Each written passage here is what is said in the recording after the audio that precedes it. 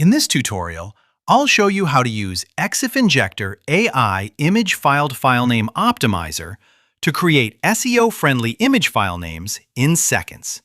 Many images are uploaded with generic names like img_1234.jpg or photo.jpg.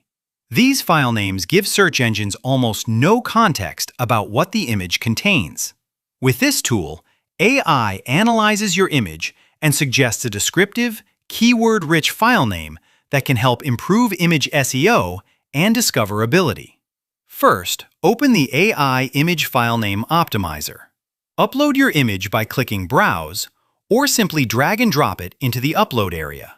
Next, add your focus keyword. In this example, we use backpack, so the AI can include it naturally in the file name. Now click Suggest File Names. The tool scans the image and generates a clean SEO file name based on the visual content and your keyword. Here, the old file name is replaced with a better suggestion, like men's-leather-backpack. You can edit the suggestion before copying it. Good file names are short, descriptive, and separated with hyphens. They help Google image search understand the image before reading the page content. Need to rename and download the real files? Try the Bulk Image Renamer, apply the new file names, and optimize your image SEO faster.